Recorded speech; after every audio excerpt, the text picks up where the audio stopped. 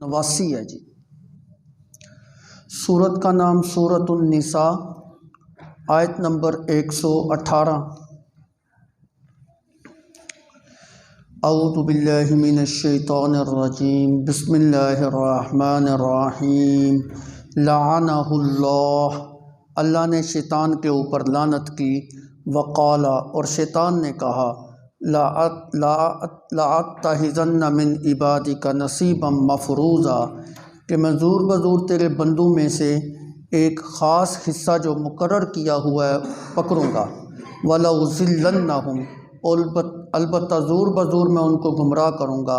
وَلَأُمَنِّيَنَّهُمْ، اور میں ضرور بضرور ان کو آرزوئیں دلاؤں گا۔ وَلَآمُرَنَّهُمْ، اور میں ان کو حکم دوں گا۔ فَلَيُبَتِّكُنَّ آذَانَ الْأَنْعَامِ، کہ وہ جانوروں کے کانوں کو کاٹیں۔ صدق اللہ العظیم وصدق رسولہ النبی الکریم۔ پچھلے درس کے اندر آپ نے شرک کی تردید کے متعلق کچھ باتیں سماعت فرمائی تھیں، جس کے اندر ایک بات یہ بھی تھی کہ مشرک انسان جو ہے وہ اللہ کے علاوہ جن کی پوجا کرتا ہے، ان میں عورتیں بھی ہیں کہ عورتوں کی وہ عبادت کرتا ہے، اور حقیقت کے اندر وہ شیطان کی عبادت کرتا ہے، کیونکہ شیطان جو ہے انسان کو شرک کی طرف مائل کرتا ہے۔ اس کام کے اوپر لگانے والا شیطان ہے جی۔ یہی وجہ ہے کہ سورہ یاسین کے اندر اللہ رب العزت نے فرمایا، کل قیامت کے دن ان سے پوچھو گے، الم آحد الیکم یا بنی آدم اللہ تعبدوا الشیطان، میں نے تمہیں کہا تھا، تاکیدی حکم دیا تھا کہ شیطان کی پوجا نہ کرنا، تم نے شیطان کی پوجا کیوں کی؟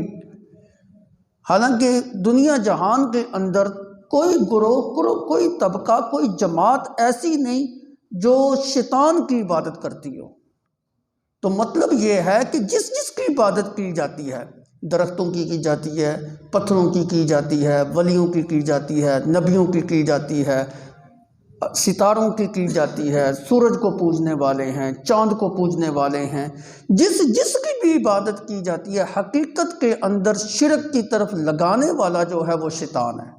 تو حقیقت کے اندر شیطان کی جو ہے نا عبادت کی جاتی ہے، اور اللہ رب العزت کا حکم یہ ہے کہ شیطان کی عبادت نہ کرو۔ یہی وجہ ہے کہ حدیث مبارکہ کے اندر آتا ہے کہ اللہ کے پیغمبر صلی اللہ علیہ وسلم نے شیطان کے اس شر سے پناہ مانگی ہے، اور یوں دعا مانگی ہے، اللہم انی اعوذ بک من شر الشیطان و شرکہ، اے اللہ میں شیطان کے شر سے پناہ مانگتا ہوں اور اس کے شرک سے جو ہے نا پناہ مانگتا ہوں، کیونکہ وہ شرک کی طرف مائل کرنے والا ہوتا ہے۔ تو آپ نے شیطان کے شر سے بھی پناہ مانگی اور شیطان کے شرک سے بھی جو ہے نا پناہ مانگی۔ تو انسان کو چاہیے کہ ہر وقت جو ہے نا اپنے رب سے، اپنے آپ کو اپنے رب کی پناہ کے اندر دے۔ یہ بھی پناہ کے اندر دینا نا، اعوذ باللہ من الشیطان الرجیم، اس کا کیا مطلب ہے؟ کہ میں اپنے آپ کو شیطان مردود کے شر سے اپنے آپ کو اپنے رب کی پناہ میں دیتا ہوں۔ اے اللہ تیری پناہ ہمیں مل جائے گی تو پھر ہم شیطان سے محفوظ ہو جائیں گے، وگرنہ اس نے تو کوئی کسر نہیں چھوڑی ہمیں گمراہ کرنے کی۔ اور یاد رکھیے، شیطان جو ہے یہ انسان کا ازلی اور ابدی دشمن ہے، اور ابتدا سے جو ہے نا انسان کے ساتھ دشمنی جو ہے نا وہ کرتا چلا آ رہا ہے۔ اور دشمنی کیوں تھی اس کی انسان کے ساتھ؟ اللہ رب العزت نے حکم دیا تھا کہ تو آدم کو سجدہ کر، اس نے آدم علیہ السلام کو سجدہ کرنے سے انکار کیا۔ ابا واستکبر وکان من الکافرین، انکار کیا۔ انکار کیوں کیا؟ تکبر کی وجہ سے کیا۔ بس اسی وقت سے لے کے آج تک یہ کافر جو ہے نا وہ چلتا آ رہا ہے، وکان من الکافرین، ہے ہی کافروں میں سے۔ اور تکبر اس میں کیا تھا جی؟ تکبر اس کے اندر یہ تھا، یہ کہتا تھا میں جو ہے نا آگ سے بنا ہوں، انسان جو ہے نا مٹی سے بنا ہے، اور مٹی جو ہوتی ہے اس کی تاثیر جو ہے نا وہ نیچے کی طرف ہوتی ہے، اور آگ جو ہوتی ہے اس کی تاثیر اوپر کی طرف اٹھتی ہے۔ خلقتنی من نار وخلقتہ من طین، اللہ نے مجھے آگ سے پیدا کیا اور اس کو جو ہے نا مٹی سے پیدا کیا۔ مٹی کے مقابلے میں آگ کی تاثیر بلند ہے، لہذا میں ایک بلند عنصر سے پیدا ہوا ہوں، میں کیوں اس کو سجدہ کروں؟ یہ تکبر جو ہے نا اس کے اندر آ گیا۔ حالانکہ علماء نے یہ مسئلہ بھی لکھا ہے کہ مٹی کے اندر جو تاثیر ہے وہ آگ سے بھی زیادہ جو ہے نا وہ پائی جاتی ہے۔ علامہ ابن قیم رحمۃ اللہ علیہ نے اپنی کتاب کے اندر 15 وجوہ سے یہ بات ثابت کرنے کی کوشش کی ہے کہ مٹی کا جو عنصر ہے یہ آگ کے مقابلے میں اعلیٰ ہے، لیکن ہماری بحث اس سے نہیں ہے کہ مٹی اعلیٰ ہے یہ آگ اعلیٰ ہے، چھوڑیں اس مسئلے کو۔ شیطان کو یہ سوچنا چاہیے تھا کہ سجدے کا حکم کس کی جانب سے ہے؟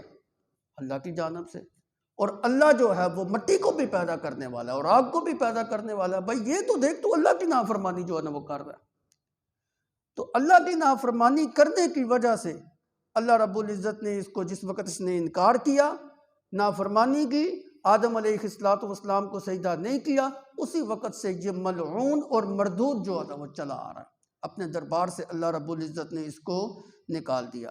بس اس کے ذہن کے اندر یہ تھا کہ میں انسان کی وجہ سے اللہ کے دربار سے جو ہے نا دتکارا گیا ہوں، اس لیے اس نے کہا میں تو جہنم میں جا ہی رہا ہوں، اے اللہ مجھے اتنی طاقت دے دے کہ میں ان کو بھی گمراہ کر سکوں۔ بما اغویتنی لاقعدن لہم صراطک المستقیم، اور ایک جگہ پہ فرمایا بما اغویتنی لازینن لہم فی الارض ولاغوینہم اجمعین، کہ مجھے تو نے جو ہے نا گمراہ کر ہی دیا، میں ان کو بھی جو ہے نا گمراہ کروں گا، اور زمین کی ساری چیزوں کو ان کے لیے جو ہے نا مزین کر دوں گا، اور دنیا کو مزین کر کے ان کے اعمال کو برباد کرنے کی کوشش کروں گا، اور ان کو بھی جو ہے نا گمراہی کے راستے کے اوپر چلاؤں۔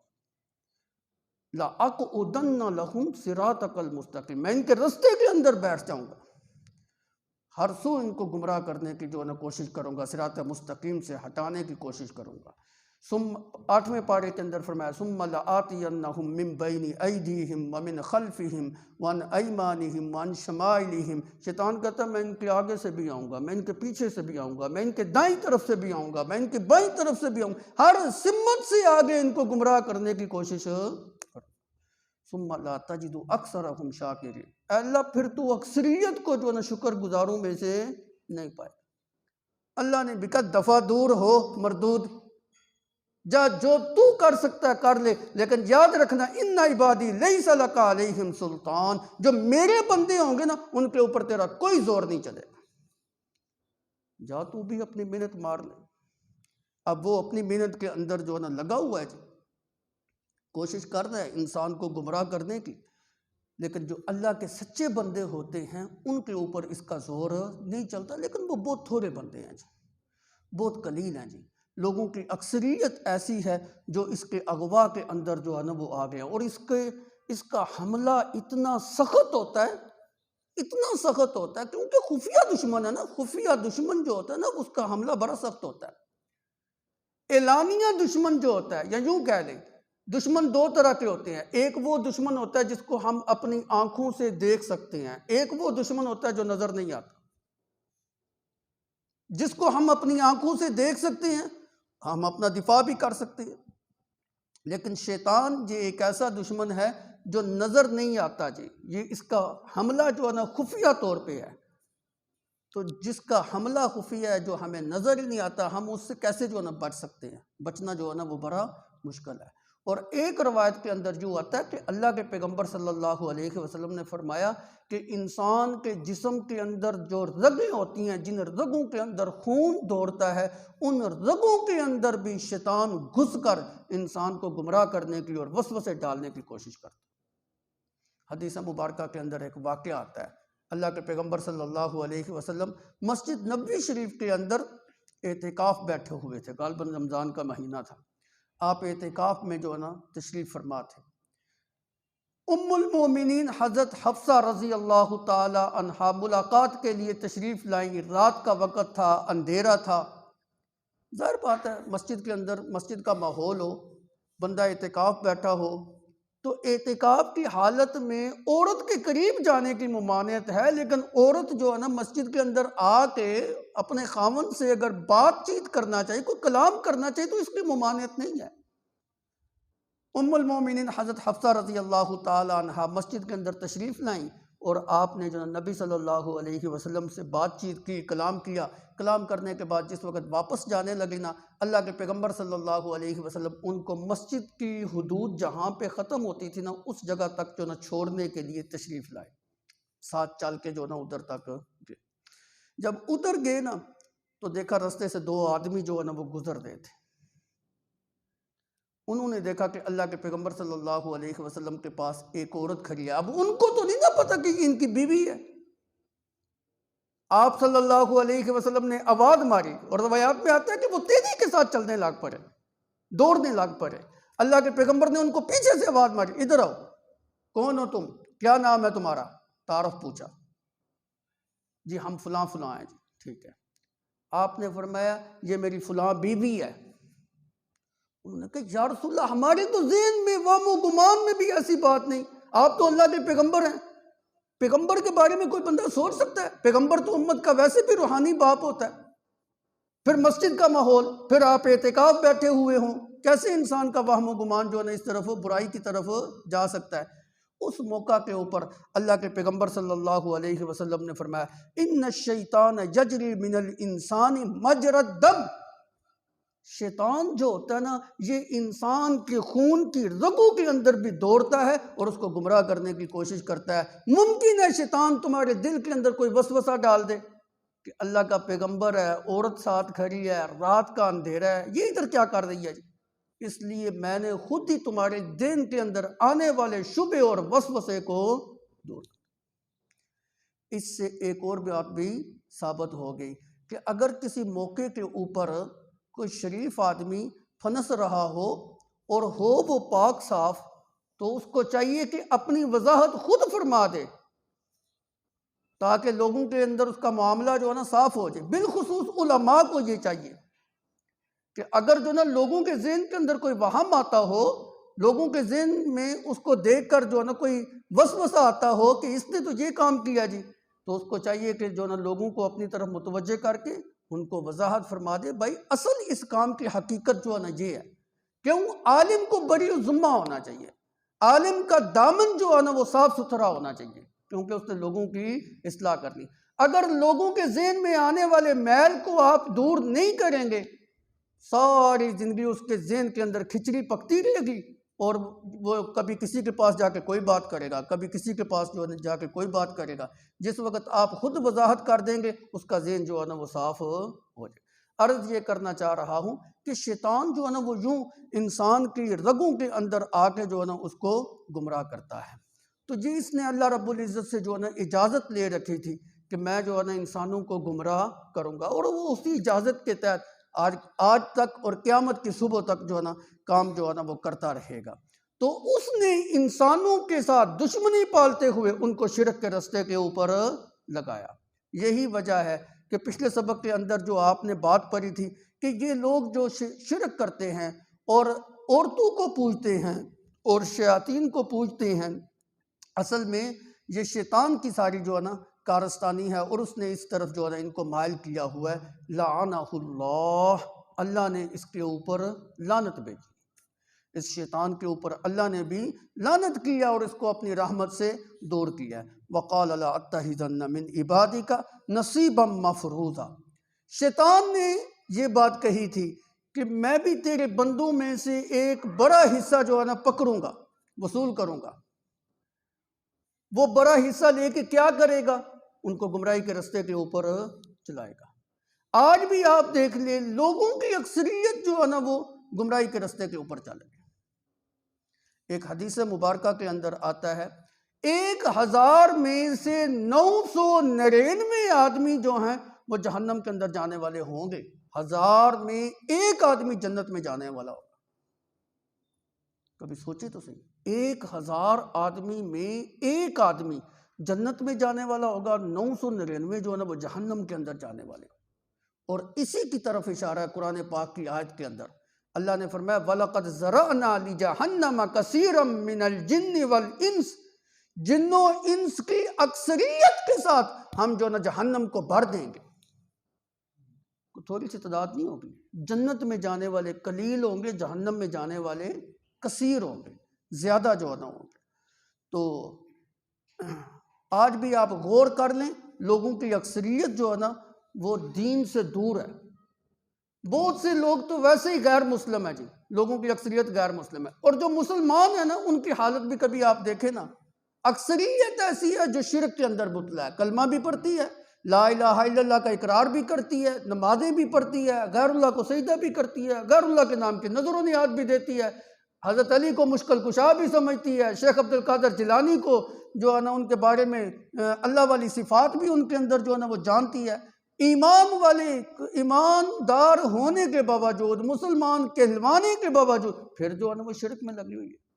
یہی اللہ رب العزت قرآن پاک میں کہتے ہیں وَمَا يُؤْمِنُ إِلَّا بِاللَّهِ وَمَا يُؤْمِنُ أَكْثَرُهُمْ بِاللَّهِ إِلَّا وَهُمْ مُشْرِكُونَ۔ ان کی اکثریت جو ہے ایمان والوں کی وہ شرک کی طرف جو ہے نا وہ لگی ہوئی ہے۔ اور ایک معنی تو یہ ہو گیا کہ شیطان نے یہ کہا کہ لوگوں کی اکثریت کو میں پکڑ لوں گا اور گمراہی کی طرف لے جاؤں گا، اور دوسرا معنی شاہ عبد القادر محدث دہلوی رحمۃ اللہ علیہ نے نصیبا مفروض کا مطلب یہ بیان کیا ہے کہ شیطان ان کی کمائی کا اکثر حصہ جو ہے نا وصول کرے گا۔ انسان جو دولت کماتا ہے اس دولت میں، اس رزق میں اکثر حصہ جو ہے نا شیطان اس سے وصول کرے گا، اور وصول کر کے کیا کرے گا؟ اس کا مطلب یہ ہے کہ غیر اللہ کے نام کے اوپر ان سے خرچ کروائے گا، غیر اللہ کے نام کی نظر نیاز جو ہے نا ان سے دلائے گا، شرک کے اوپر وہ لوگ جو ہے نا اپنے مال کی کثیر تعداد کو جو ہے نا وہ خرچ کریں گے۔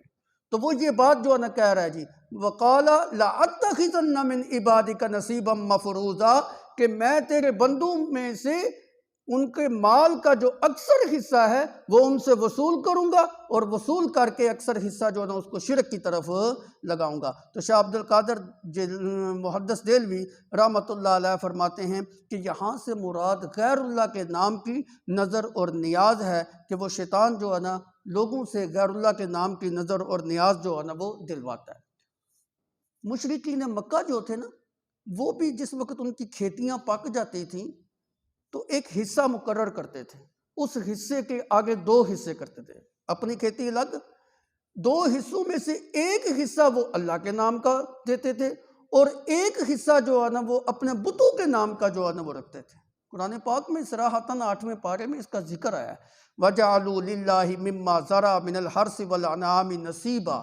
اللہ کہتے ہیں کھیتیاں دینے والے ہم ہیں، جانور پیدا کرنے والے ہم ہیں، کھیتیوں کو اگانے والے جو ہے نا وہ ہم ہیں۔ فَقَالُوا، جب کھیتیاں پک جاتی ہیں، جانور جو ہے نا وہ تیار ہو جاتے ہیں جی، جوان ہو جاتے ہیں، تو یہ آگے سے کہتے ہیں ہَذَا لِلَّهِ بِزَعْمِهِمْ وَهَذَا لِشُرَكَائِنَا، ہماری کھیتیوں کا یہ حصہ اللہ کے لیے ہے اور یہ حصہ لِشُرَكَائِنَا، ہمارے شریکوں کے لیے، ہمارے بتوں کے لیے ہے۔ اور کبھی ایسا ہوتا کہ اگر بتوں کے نام کا حصہ کم نکلتا، اللہ کے حصے سے نکال کے بتوں کی طرف جو ہے نا وہ زیادہ کر لیتے، لیکن اگر کبھی ایسا ہوتا کہ اللہ کے نام کا حصہ کم نکل رہا ہے تو بتوں سے نکال کر اللہ کی طرف نہیں بڑھا۔ هَذَا لِشُرَكَائِنَا فَمَا كَانَ لِشُرَكَائِهِمْ إِلَّا اللَّهُ فَمَا كَانَ لِشُرَكَائِهِمْ وَلَا يَصِلُ إِلَى اللَّهِ وَمَا كَانَ لِلَّهِ فَهُوَ يَصِلُ إِلَى شُرَكَائِهِمْ سَاءَ مَا يَحْكُمُونَ۔ مطلب یہ ہے کہ ان کو اپنے بتوں کی، اپنے بزرگوں کی اور پیروں کی محبت اس قدر ہے، اللہ کے حصے میں کمی واقعہ ہو جائے تو ہو جائے، لیکن ان کے حصے میں کمی واقعہ نہیں ہونی چاہیے۔ یعنی اللہ کے مقابلے میں اپنے بتوں کی اور اپنے بزرگوں کی اور اپنے پیروں کی اور اپنے گدی نشینوں کی ان کی محبت جو ہے نا ان کے دل کے اندر زیادہ ہے۔ اللہ کی محبت اس طرح کی نہیں ہے۔ اور کبھی آپ جو ہے نا وہ دیکھیں نا، آج کل بھی اسی طرح جی غیر اللہ کے نام کی نظر اور نیاز بڑی تاکید کے ساتھ دی جاتی ہے، اتنی تاکید کے ساتھ فرائض کی طرف توجہ نہیں ہے، واجبات کی طرف توجہ نہیں ہے، فرض نماز کی طرف توجہ نہیں ہے، زکوٰۃ کی طرف توجہ نہیں ہے، عشر کی طرف توجہ نہیں ہے، صدقے خیرات کی طرف توجہ نہیں ہے، لیکن غیر اللہ کے نام کی نظر نیاز کی طرف بڑی توجہ ہے، بڑے اہتمام کے ساتھ دی جاتی۔ زکوٰۃ کی ہوش نہیں ہے جی، عشر کی ہوش نہیں ہے جی، اور ہر ماہ کی 11 تاریخ کو 11ویں جو ہے نا وہ ضرور دینی ہے۔ یعنی اللہ کے لیے جو ہے نا وہ نکالنا مشکل ہے، اور غیر اللہ کے لیے نکالنا ان کے لیے کس قدر آسان ہے۔ 11ویں کا بڑے اہتمام کے ساتھ جو ہے نا پورے وثوق کے ساتھ اہتمام کے ساتھ اس کو ادا کریں۔ برادری کو بھی اکٹھا کریں گے، بلائیں گے جی، پیر صاحب گھر آئیں گے جی، وہ 11ویں کا ختم جو ہے نا وہ دلائیں گے۔ فرائض کی طرف توجہ نہیں ہے جی، واجبات کی طرف توجہ نہیں ہے جی۔ پڑوس کے اندر جناب بھوکے مر رہے ہیں بچے، یتیم بیوہ ہے جی، ان کی طرف توجہ نہیں ہے، دیگیں اٹھا کے جناب درباروں کے اوپر جناب بھاگتے ہوئے جا رہے ہیں، غیر اللہ کے نام کی نظر اور نیاز دی جا رہی ہے۔ تو آج کل کے دور کے اندر بھی جو ہے نا اسی طرح جو ہے نا وہ چلا رہا ہے۔ یاد رکھیے، جس طرح غیر اللہ کو سجدہ کرنا حرام ہے، اسی طرح غیر اللہ کے نام کی نظر اور نیاز دینا بھی ناجائز اور حرام ہے۔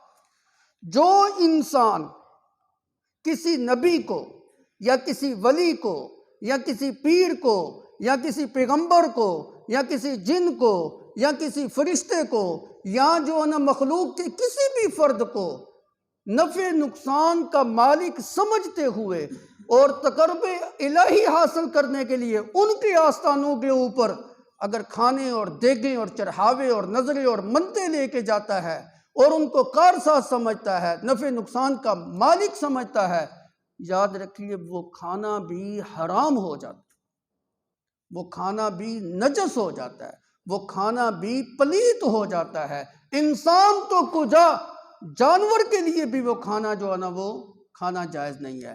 انسان تو کجا، اڑنے والے پرندوں کے آگے ڈالنا بھی جائز نہیں ہے، کتوں اور درندوں کے آگے ڈالنا بھی جو ہے نا وہ جائز نہیں ہے۔ غیر اللہ کے نام کی جو نظر اور نیاز ہوتی ہے، ما اخل بہ لغیر اللہ کے تحت، وہ حرام ہوتی ہے، قطعی طور پہ جو ہے نا حرام ہوتی ہے۔ اور ایسا انسان جو یہ کام کر رہا ہے وہ پرلے درجے کا مشرک ہوتا ہے، وہ شرک کرنے والا انسان جو ہوتا ہے مشرک ہوتا ہے، اور اس کا یہ عمل جو ہوتا ہے وہ شرک فعلی کے زمرے کے اندر آ رہا ہے۔ آپ کہہ رہے ہوں گے یہ بڑی سختی والی باتیں جو ہے نا وہ کر رہا ہے، میں آپ کو اس سے بھی زیادہ سخت فتویٰ سنانے لگا ہوں، اور میرا نہیں، کسی عام مولوی کا نہیں، اس عالم کا ہے جس کو دیوبندی بھی مانتے ہیں، حیاتی بھی مانتے ہیں، مماتی بھی مانتے ہیں، جس کو بریلوی بھی مانتے ہیں، جس کو اہل حدیث بھی مانتے ہیں، تمام مکاتب فکر جو ہیں اس کو جو ہے نا اب ان کے نزدیک مستند جو ہے نا عالم دین ہے جی۔ نام ہے ان کا شاہ عبد القادر محدث دہلوی رحمۃ اللہ، جنہوں نے اپنی تفسیر بھی لمبی چوڑی نہیں ہے، موضح القرآن کے اندر ایک حاشیہ جی، یہ قرآن ہے جی اور اتنا سا اس کا حاشیہ بالکل اختصار کے ساتھ، وَلَا تَنْكِحُوا الْمُشْرِكَاتِ کے اندر انہوں نے تو یہ بات بھی لکھی، جو انسان اللہ کی صفت غیروں کے اندر جو نہ جانے اور اس کو نفع نقصان کا مالک سمجھتے ہوئے اللہ والی صفت اس کے اندر جانے، مثلا علم والی صفت کسی نبی ولی کے آگے جو ہے نا وہ جانتا ہے، علم والی صفت جو ہے نا عالم الغیب ہونا یہ کسی نبی اور ولی کے آگے اندر جو ہے نا وہ جانتا ہے، وہ بندہ مشرک ہے، اور ایسے بندے کا نکاح بھی ٹوٹ جاتا ہے۔ کتنی سختی کی بات ہے۔ آج ہمیں کہا جاتا ہے نا یہ بڑی سخت باتیں کرتے ہیں۔ شاہ عبد القادر محدث دہلوی نے موضح القرآن کے اندر لکھا، میاں بیوی میں سے کسی ایک بندے نے اگر شرک کیا اس کا نکاح ٹوٹ گیا۔ کیوں ٹوٹا؟ کیوں ٹوٹا؟ ٹوٹا اس لیے کہ وہ انسان دائرہ اسلام سے خارج ہو گیا ہے۔ میاں بیوی میں سے اگر کوئی ایک بندہ شرک کرے گا وہ تو اسلام سے نکل گیا ہے، اب بیوی مسلمان ہے یہ کافر ہے، نکاح کیسے باقی رہا؟ نکاح تو باقی رہ ہی نہیں سکتا۔ لگاؤ فتویٰ شاہ عبد القادر کے اوپر۔ یہ اتنا سخت جو ہے نا وہ جرم ہے اور اتنا سخت جو ہے نا وہ بات ہے۔ تو شیطان کی سب سے اول ترجیح یہ ہوتی ہے کہ انسان سے شرک والے کام جو ہے نا کروائے، شرک کی طرف اس کو مائل کرے، شرک کی طرف اس کو جو ہے نا وہ لے کے جائے۔ یہی بات وہ یہاں پر کہہ رہا ہے، وَقَالَ لَا تَحِزَنَّ مِنْ عِبَادِكَ نَصِيبًا مَفْرُوضًا، کہ میں اس کے مال سے جو ہے نا ایک بڑا حصہ جو ہے نا اپنے لیے جو ہے نا مقرر کر دوں گا۔ کبھی بھی زندگی کے اندر غیر اللہ کے نام کی نظر اور نیاز نہ دیجیے۔ جس طرح غیر اللہ کو سجدہ کرنا حرام ہے، اسی طرح غیر اللہ کے نام کی نظر اور نیاز دینا بھی پکا حرام۔ جس طرح غیر اللہ کا سجدہ کرنے والا مشرک ہو جاتا ہے، اسی طرح غیر اللہ کے نام کی نظر اور نیاز دینے والا انسان بھی مشرک ہو جاتا ہے۔ یہ جملہ قطعاً سمجھ لیجئے گا، یہ جملہ جو ہے نا پکا شرکیہ جملہ ہے۔ نظر اللہ نیاز حسین، نہ نظر بھی اللہ کا حق ہے اور نیاز بھی اللہ کا حق ہے، اور یہ دونوں عبادت کے قبیل سے ہے۔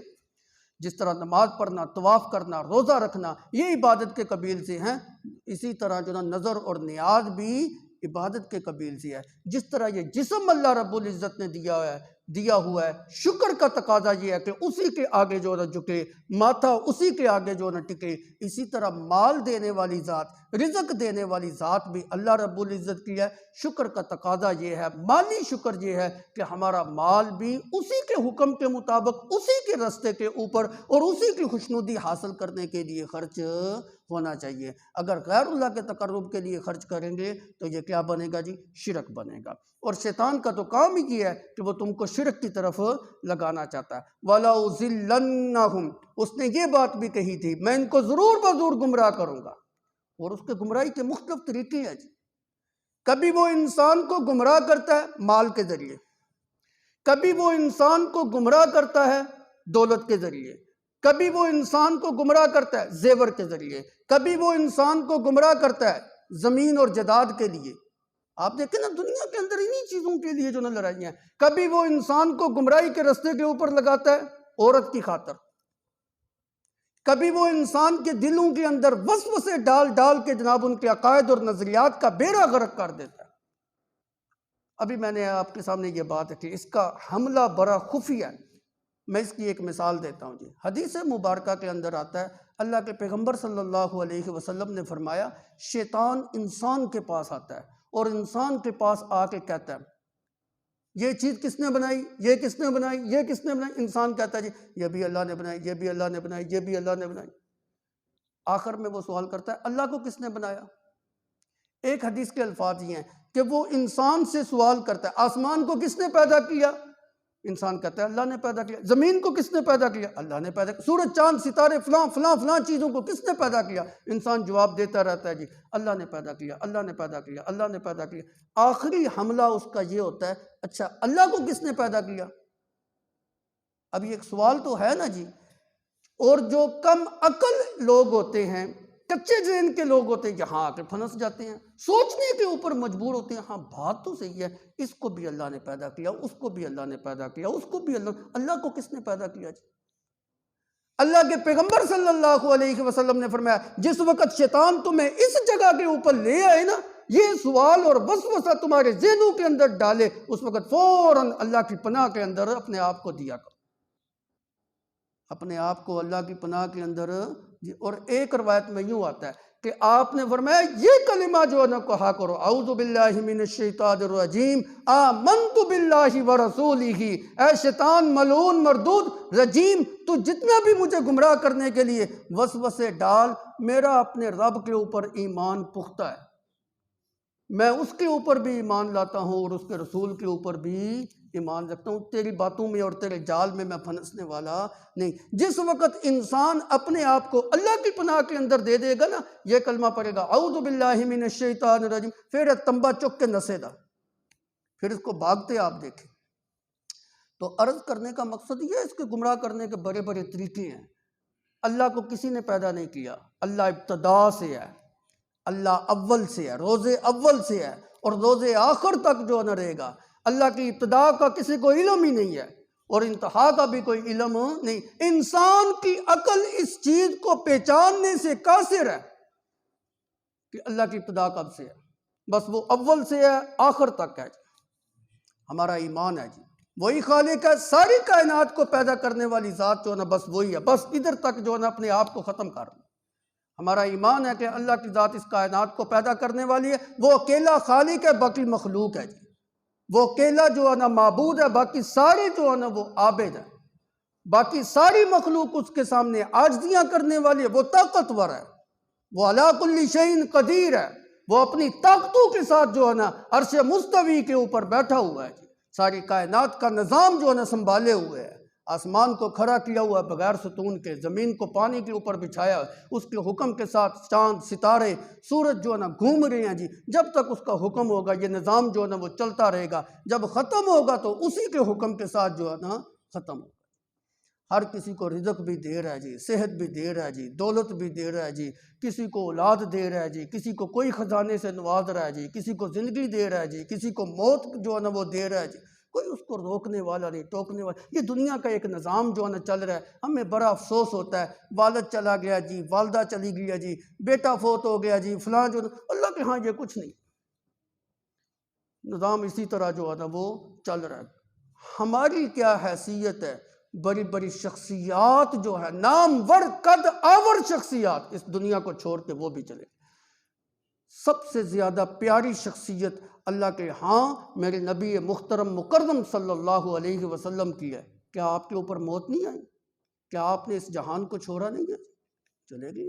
وما محمد الا رسول قد خلت من قبلہ الرسل، میرا پیغمبر، آپ تو اللہ کے رسول ہیں نا، آپ سے پہلے کتنے رسول ہیں، سارے چلے گئے ہیں اپنا وقت گزار کے، آپ نے بھی چلا جانا ہے، ہم نے بھی چلا جانا ہے، ہمارے بڑے چلے گئے، ہم نے بھی چلے جانا ہے، ہماری اولادیں بھی چلی جائیں گی۔ سدا اگر کسی نے رہنا ہے، سدا اگر کسی کی بادشاہی ہے، سدا اگر کسی کی تسلط ہے، سدا اگر کسی کی حکمرانی ہے، تو وہ صرف اور صرف ایک اللہ رب العزت کے لیے، بس باقی ساری کائنات کو فنا ہی فنا ہے، ساری کائنات نے جو نا ختم ہی ختم ہونا۔ وَلَأُضِلَّنَّهُمْ، میں ان کو ضرور بضرور گمراہ کروں گا، وَلَأُمَنِّيَنَّهُمْ، میں ان کو امیدیں دلاؤں گا، وَلَأُمَنِّيَنَّهُمْ، میں ان کو آرزویں دلاؤں گا۔ اور شیطان نے دیکھے نا ہر عمل کے اندر جو ہے نا ایک نیا فلسفہ اس نے ڈھونڈ رکھا ہوا ہے، یہ کام کرو گے یوں ہو جائے گا، ادھر تم جاؤ گے تو یہ کام جو کرو گے تو تمہیں یہ فائدہ جو ہے نا وہ ہوگا۔ شرک کے بھی متعلق اس نے نئے نئے فلسفے جو ہے نا وہ ڈھونڈ رکھے ہوئے ہیں، یہ رسم کرو گے تو یوں جو ہے نا وہ ہو جائے گا، قبر کے اوپر چڑھاؤ گے تو تمہارے کاروبار کے اندر جو ہے نا برکت آئے گی، قبر کے اوپر جا کے وہ چھوٹے چھوٹے بڈھاوے جو ہے نا وہ رکھو گے، تمہاری اولاد جو ہے نا وہ پیدا ہوگی۔ اچھا اولاد نہیں ہوتی، ابھی سے منت مان لو جی، جو پہلا بچہ پیدا ہوگا شہدولlah پیر کے دربار کے اوپر چڑھاوا چڑھائیں گے، آگے ویکھیو پھر لہر نہیں لگ جائے گی۔ وہ کیسے کیسے فلسفے اس نے جو ہے نا وہ گھر رکھے ہیں۔ 12 ربیع الاول والے دن اگر تم جھنڈیاں لگاؤ گے، دیگیں چڑھاؤ گے، کھانے پکوان پکواؤ گے، تو جناب کبھی تمہیں فقر اور فاقہ نہیں آئے گا۔ دربار کے اوپر جا کے تم جو نا جھاڑو دو گے تو جناب اس اسلامی کی وجہ سے کبھی تمہیں فقر فاقہ جو ہے نا وہ نہیں آئے گا۔ عجیب عجیب اس نے فلسفے جو نا گھر کے لوگوں کے ذہنوں کے اندر جو ہے نا وہ رکھے ہوئے ہیں، یہ کام کرو گے تو ایسا ہو جائے گا، یہ کام کرو گے تو ایسا جو ہے نا وہ ہو جائے گا۔ شرک کے لیے اس نے ایک نئے نئے فلسفے گھڑ کر جو ہے نا انسان کو گمراہ کیا ہوا ہے۔ وَلَأُضِلَّنَّهُمْ، کہتا ہے میں ان کو ضرور بضرور گمراہ کروں گا، وَلَأُمَنِّيَنَّهُمْ، میں ان کو جو ہے نا آرزویں دلاؤں گا، جو اس نے آرزویں دلائی ہوئی نا انسان کو۔ ہمارے حضرت صاحب اور پیر صاحب فلاں بڑی پہنچی ہوئی سرکار ہے جی، ان کے ہاتھ کے اوپر تم بیعت کر لو، تمہیں نماز پڑھنے کی بھی ضرورت نہیں، روزہ رکھنے کی بھی ضرورت نہیں، کوئی کام کرنے کی ضرورت نہیں، ہمارے حضرت تمہیں ہاتھ پکڑ کے پل صراط کے اوپر سے گزار دیں گے اور جنت کے اندر داخل کریں گے۔ وَلَأُمَنِّيَنَّهُمْ، یہ اس نے آرزویں دلائی ہوئی۔ تو کوئی پتہ نہیں حضرت صاحب آپے جڑنا کل قیامت والے پٹھے لٹکے ہو تو لتر کھاندے ہو، کیونکہ حضرت بھی تو ایسے ہی ہے نا جی۔ اگر حضرت خود درست ہوتے تو ان کی رہنمائی کرتے کہ اللہ کے سامنے کسی کی چلنے والی نہیں ہے، کسی کی سفارش چلنے والی نہیں ہے، وہاں تو بڑے بڑے نبی یوں سر جھکائے کھڑے ہوں، کسی کو بولنے کی بھی اجازت نہیں ہوگی۔ رب السماوات والارض وما بینہما الرحمن لا یملکون منہ خطابا، کوئی خطاب کرنے کا بھی مالک نہیں ہوگا۔ اللہ اکبر، فرشتوں کی صفیں بھی کھڑی ہوں گی، نبی جو ہے نا وہ بھی صفوں کے اندر جو ہے نا وہ سیدھے کھڑے ہوں گے، کسی کی جرت نہیں ہوگی اللہ کے سامنے کلام کرنے کی، بولنے کی جرت نہیں ہوگی۔ یہ کہتے ہیں کہ ہمارے حضرت صاحب ہاتھ پکڑ کے جو ہے نا وہ لے جائیں گے۔ وَلَأُمَنِّيَنَّهُمْ، یہ شیطان کی دلائی ہوئی آرزویں ہیں جس کی وجہ سے وہ لوگوں کو کیا کرتا ہے جی، گمراہ کرتا ہے۔ وَلَآمُرَنَّهُمْ فَلَيُبَتِّكُنَّ آذَانَ الْأَنْعَامِ، اور اس نے یہ کہا ہوا ہے کہ میں ان کو تاکیدی حکم دوں گا، میں ان کو جو ہے نا حکم دوں گا کہ یہ اپنے جانوروں کے کان کو کاٹیں۔ عرب کے اندر ایک یہ بھی دستور تھا کہ جس جانور کو بزرگوں کے لیے خاص کرنا ہوتا، بتوں کے لیے خاص کرنا ہوتا، اس کو بطور نشان کے کان جو ہے نا وہ چیر دیتے تھے۔ آج بھی آپ نے دیکھا ہوگا کئی جو مال ڈنگر رکھنے والے ہیں، انہوں نے جانور کے کان کو تھوڑا سا کاٹا ہوتا ہے نشان لگانے کے لیے۔ تو اس دور کے اندر یہ دستور ہوتا تھا کہ یہ جانور جو ہے نا فلاں بت کے نام کا ہے جی، اس کو ہم استعمال نہیں کریں گے، اس سے ہم خدمت نہیں دیں گے، اس کا ہم گوشت نہیں کھائیں گے، اس کا ہم دودھ نہیں پئیں گے، اس کے اوپر مال برداری نہیں کریں گے، اس کے اوپر ہم بوجھ نہیں لادیں گے، مشقت والا کام نہیں لیں گے، ہل کے اندر اس کو نہیں جوتیں گے۔ تو یہ سارے کام جو ہے نا اس سے کسی قسم کا کوئی مشقت کا کام جو ہے نا وہ نہیں لیا جاتا۔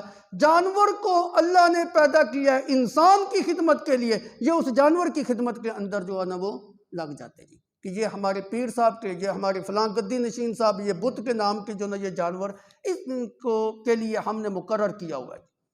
اسی کو اصطلاح کے اندر کہتے ہیں بحیرہ، جس کی مذمت قرآن پاک میں اللہ نے کی، ما جعل اللہ من بحیرۃ ولا صائبۃ ولا وصیلۃ ولا حام۔ یہ 4 قسم کے جانور ایسے تھے جن کو جو مشرکین مکہ اپنے بتوں کے نام کے اوپر جو ہے نا وہ خاص رکھتے تھے، ان سے کسی قسم کا کام جو ہے نا وہ نہیں لیتے تھے۔ بحیرہ اس جانور کو کہتے ہیں، نہ اس کے اوپر بوجھ لاتے، نہ اس کو جو ہے نا وہ دودھ دوتے، نہ اس سے کوئی خدمت جو ہے نا وہ لیتے، بس یہ ہمارے جو ہے نا فلاں بت کے نام کا جو ہے نا وہ مقرر کیا۔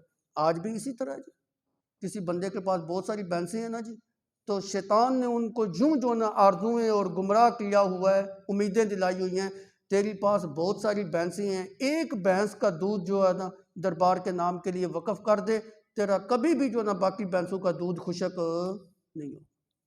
اس نے اس طرح کیا ہوا ہے۔ وَلَأُذِلَّنَّهُمْ وَلَأُمَنِّيَنَّهُمْ وَلَآمُرَنَّهُمْ فَلَيُبَتِّكُنَّ آذَانَ الْأَنْعَامِ۔ اسی طرح آپ دیکھیں کئی جو نا لوگ ایسے ہوتے ہیں، انہوں نے اپنے سروں کے اوپر لٹ چھوڑی ہوتی ہے، بالوں کی ایک لٹ چھوڑی ہوتی ہے، سارے سر کے بال چھوٹے چھوٹے ہیں، ایک لٹ جناب ادھر تک بال جو ہے نا وہ پہنچے ہوئے ہیں۔ اور بھائی یہ کیا ہے جی؟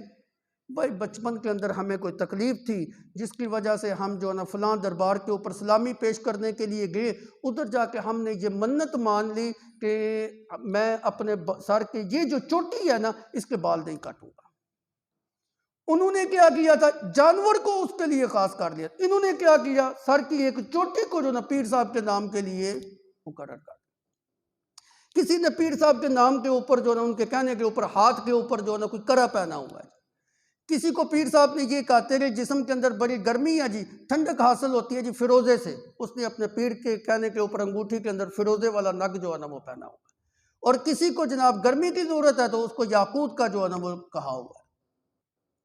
آپ دیکھیں مشرکین کے عقائد اور ہمارے عقائد میں کوئی فرق ہے؟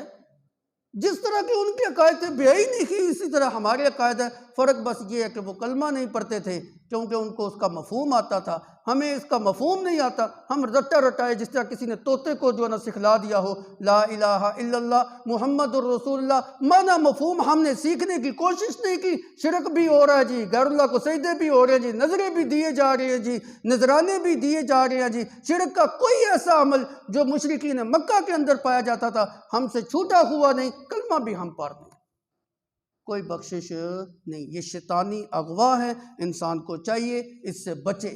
وہ بتوں کی پوجا کرتے تھے، وہ پتھروں کو پوجتے تھے، ہم نے بتوں اور پتھروں کو مؤثر جو ہے نا وہ سمجھ لیا۔ یاد رکھے کوئی انسان دنیا جہان کے فیروزے اور یاقوت کے پہاڑ اپنے سر کے اوپر لاد لینا، پھر بھی نہ اس کو گرمی ملے گی، نہ اس کو سردی ملے گی، نہ اس کو ٹھنڈک ملے گی، نہ اس کو کوئی اور چیز جو ہے نا فائدہ دے گی۔ وہ پتھروں کو مؤثر بذات سمجھتے تھے، تم بھی جو ہے نا اسی طرح کرتے ہو، تو جو حکم ان کے اوپر لگتا تھا وہی حکم تمہارے اوپر لگے گا۔ اگر وہ مشرک تھے تو تم بھی پکے مشرک۔ ایک اللہ کی عبادت کی طرف آ جاؤ، ایک اللہ کو اپنا مشکل کشا سمجھ لو۔ وہی بیماریاں دیتا ہے، وہی صحت دیتا ہے، وہی عزت دیتا ہے، وہی ذلت دینے والا ہے، وہی بیٹیاں دینے والا ہے، وہی بیٹیاں دینے والا ہے، وہی پریشانیوں سے نکالنے والا ہے، تمہاری تمام قسم کی حاجتوں کو پورا کرنے والا ایک اللہ کی ذات ہے۔ لہٰذا اس کو مشکل کشا اور حاجت روا اور نافع اور زار سمجھتے ہوئے تمہارا سجدہ بھی اسی کے لیے خاص ہونا چاہیے، تمہاری نظر بھی اسی کے لیے خاص ہونی چاہیے، تمہاری نیاز بھی اسی کے لیے خاص ہونی چاہیے، تمہاری عبادت کی جمیع اقسام اسی کے لیے خاص ہونی چاہیے۔ ہوں گی کامیابی تمہارا مقدر ہوگی، نہیں ہوں گی تو پھر اس دہان کے اندر بھی لترنے تو اگلے جہان بھی خائب و خاسر ہوگی۔ اللہ عمل کی توفیق عطا فرمائے۔ یہ آیت طویل ہے، آگے والے جملے کے اندر تھوڑی سی تفصیل جو ہے نا وہ زیادہ تھی، اس لیے وہ آیت انشاءاللہ اگلے درس کے اندر مکمل کروں گا۔ ربنا آتنا فی الدنیا حسنہ وفی الآخرۃ حسنہ وقنا عذاب النار اللہم وفقنا لما تحب وترضى رب اغفر وارحم وانت خیر الراحمین۔ جتنے بیمار ہیں جی سب کے لیے دعا کریں، اللہ سب کو شفاء کاملہ عاجلہ عطا فرمائے۔ ہمارے بھائی حافظ مبشر صاحب بیمار ہیں جی، میرے والد صاحب بیمار ہیں، جتنے بیمار ہیں سب کے لیے دعا کریں۔ اذهب البأس رب الناس واشف انت الشافی لا شفاء الا شفاؤک شفاء لا یغادر سقما اللهم اشف مرضانا ومرضى المسلمين ربنا آتنا في الدنيا حسنة وفي الآخرة حسنة وقنا عذاب النار وصلى الله تعالى على خير خلقه محمد وآله اجمعین برحمتہ۔